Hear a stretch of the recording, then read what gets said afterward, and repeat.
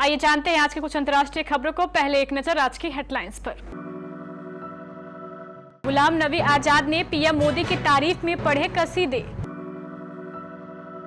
मुख्यमंत्री अशोक गहलोत और Vasundhara Raje corona positive, दोनों ने ट्वीट कर दी जानकारी। सिक्किम में एवलांच की वजह से खाई में गिरी बस, 7 लोगों की मौत। चीन ने अरुणाचल की 11 जगहों के नाम बदले, 5 साल में तीसरी बार ऐसी हरकत। सासाराम में हालात सामान्य, बाजारों में लौटी रौनक। देश में फिर कोरोना से होने लगी मौतें, पिछले 24 घंटे में 7 लोगों ने गंवाई जान। राजस्थान में डॉक्टर्स की हड़ताल खत्म, राइट टू हेल्थ पर सरकार के साथ बनी सहमति। नए वित्त वर्ष के पहले दिन गिरे अडानी ग्रुप के शेयर। परिणीति चोपड़ा और राघव चड्ढा इस हफ्ते कर सकते हैं सगाई। और विराट कोहली की आरसीबी टीम को बड़ा झटका, टूर्नामेंट से बाहर हुआ ये स्टार प्लेयर। पूर्व कांग्रेसी नेता और डेमोक्रेटिक आजाद पार्टी के प्रमुख गुलाम नबी आजाद ने प्रधानमंत्री नरेंद्र मोदी की तारीफ में जमकर कसीदे पढ़े हैं। उन्होंने पीएम मोदी को उदार बताते हुए कहा कि विपक्ष के नेता के तौर पर मैंने उनका कई बार विरोध किया, लेकिन उन्होंने कभी भी बदले की भावना नहीं रखी। उन्होंने हमेशा ही एक राजनेता जैसा व्यवहार किया है। गुलाम नबी आजाद ने कहा, मैंने उनके साथ जो किया उसके लिए मुझे मोदी को श्रेय देना चाहिए। वह बहुत उदार है। विपक्ष नेता के रूप में मैंने उन्हें किसी भी मुद्दे पर नहीं बख्शा, चाहे वो धारा 370 हो या सीएए या हिजाब। उन्होंने कहा है कि मैंने उनके कई बिल योजनाओं को पूरी तरह से फेल कर दिया, लेकिन उन्होंने कभी भी बदले की भावना से नहीं बल्कि एक राजनेता के तौर पर ही व्यवहार किया। राजस्थान के मुख्यमंत्री अशोक गहलोत और पूर्व मुख्यमंत्री वसुंधरा राजे कोरोना पॉजिटिव हो गए हैं। कोरोना के इस गंभीर दस्तक से अब हर कोई चिंतित नजर आ रहा है। क्या सचमुच कोरोना वापस लौट आया है? जानकारी के मुताबिक मुख्यमंत्री अशोक गहलोत कोरोना पॉजिटिव हो गए हैं। मुख्यमंत्री ने कहा है कि पहले कुछ दिनों में देश भर में कोविड के मामले बढ़े हैं। मैं स्वयं भी हल्के लक्षणों के साथ कोविड से संक्रमित हो गया हूँ। डॉक्टरों की सलाह के अनुसार अगले कुछ दिनों तक निवास में ही रहूंगा। आप सब सावधानी बरतें एवं कोविड प्रोटोकॉल का पालन करें। सिक्किम के तेसोमगो में एक एवलांच ने 7 लोगों की जान ले ली है। इस बर्फीले तूफान की वजह से टूरिस्ट बस खाई में जा गिरी और मौके पर ही 7 लोगों की मौत हो गई। इसमें एक बच्चा भी शामिल बताया जा रहा है। अभी इस समय 150 लोग बर्फ के नीचे फंसे हुए हैं। 22 लोगों का सफल रेस्क्यू कर लिया गया है। बताया जा रहा है कि मंगलवार को एक तेज बर्फीला तूफान आया था। उस तूफान की वजह से एक टूरिस्ट बस अनियंत्रित हो गई और सीधे खाई में जा गिरी। चिंता की बात यह है कि 150 लोग अभी भी बर्फ के नीचे ही फंसे हुए हैं।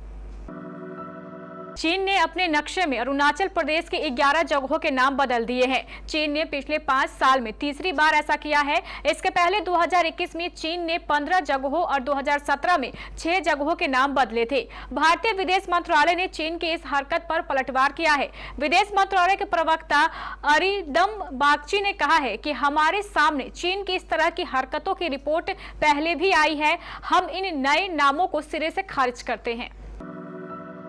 खबर सासाराम से है, जहां रामनवमी के जुलूस के बाद 2 समुदायों के बीच झड़पों के बाद अब सामान्य जनजीवन अस्त व्यस्त हो गया है। हालात अब काफी बेहतर है। अब पहले से स्थिति सामान्य हो गई है। जिंदगी पटरी पर लौट आई है। खासकर नौकरी पेशा लोग जो काफी परेशान थे, अब अपने अपने काम पर लौट आए हैं। स्थानीय लोगों ने बताया है कि कुछ लोगों की वजह से पूरा शहर तबाह हो गया था, लेकिन अब धीरे धीरे सब कुछ ठीक हो रहा है। देश में कोरोना वायरस फिर से जानलेवा होता जा रहा है। भारत में पिछले 24 घंटे में कोरोना के 3038 नए मामले दर्ज किए गए हैं। इसके साथ ही कुल संक्रमितों की संख्या बढ़कर 4,47,29,284 हो गई है। वहीं इलाजरत मरीजों की संख्या बढ़कर 21,179 हो गई है। केंद्रीय स्वास्थ्य मंत्रालय की ओर से मंगलवार को जारी आंकड़ों के मुताबिक संक्रमण से दिल्ली और पंजाब में 2-2 लोगों की मौत भी हुई है। इसके अलावा जम्मू कश्मीर, महाराष्ट्र और उत्तराखंड में एक-एक मरीज की मौत हो गई। राजस्थान में जारी निजी डॉक्टरों की हड़ताल मंगलवार को खत्म हो गई। राइट टू हेल्थ पर उनकी सरकार के साथ सहमति बन गई है। इस संबंध में मुख्यमंत्री अशोक गहलोत ने ट्वीट कर जानकारी दी है। उन्होंने कहा है कि मुझे प्रसन्नता है कि राइट टू हेल्थ पर सरकार व डॉक्टरों के बीच अंततः सहमति बनी एवं राजस्थान राइट टू हेल्थ लागू करने वाला देश का पहला राज्य बना। मुझे आशा है कि आगे भी डॉक्टर्स पेशेंट रिलेशनशिप पूर्वतः यथावत रहेगी। अमेरिका की शॉर्ट सेलिंग कंपनी हिंडनबर्ग की रिपोर्ट का असर नए वित्तीय वर्ष के शुरू होने के बाद भी अडानी समूह पर दिखाई दे रहा है। जनवरी में अडानी ग्रुप पर आई रिपोर्ट ने उस समय इसके शेयरों को धाराशाही कर दिया था। इसके साथ ही गौतम अडानी की संपत्ति में भी काफी कमी आ गई है। बीच में शेयरों की स्थिति संभलती दिखी थी, लेकिन वित्त वर्ष का पहला दिन इस बात की ओर इशारा करता है कि अडानी ग्रुप के लिए चुनौतियां अभी भी बरकरार हैं। कुछ दिनों से बॉलीवुड एक्ट्रेस परिणीति चोपड़ा और आम आदमी पार्टी के सांसद राघव चड्ढा सुर्खियों में बने हुए हैं। दरअसल दोनों को हाल ही में मुंबई में बैक टू बैक स्पॉट किया गया था। पहले उन्हें एक साथ डिनर के लिए स्पॉट किया गया और उसके अगले दिन लंच पर ये जोड़ी साथ नजर आई थी। इसके बाद इनके डेटिंग रूमर्स सोशल मीडिया पर छा गए। सिंगर एक्टर हार्दिक संधू ने भी परिणीति राघव के रिलेशन पर मोहर लगाई थी। अब खबर आ रही है कि कपल सगाई करने वाला है।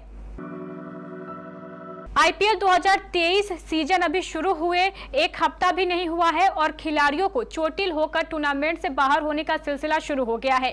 अब विराट कोहली की टीम आरसीबी को एक बड़ा झटका लगा है। टीम के स्टार प्लेयर रजत पाटीदार चोट के कारण टूर्नामेंट से भी बाहर हो गए हैं। इससे पहले हार्दिक पांड्या की कप्तानी वाली गुजरात टाइटंस को एक बड़ा झटका लगा था। टीम के स्टार प्लेयर और न्यूजीलैंड के कप्तान केन विलियमसन चोट के कारण टूर्नामेंट से बाहर हो चुके हैं। अब ऐसा ही बड़ा झटका फाफ डुप्लेसी की कप्तानी वाली आरसीबी को लगा है। तो ये थी हमारी कुछ अंतर्राष्ट्रीय खबरें। चलेंगे प्राइम स्टूडियो।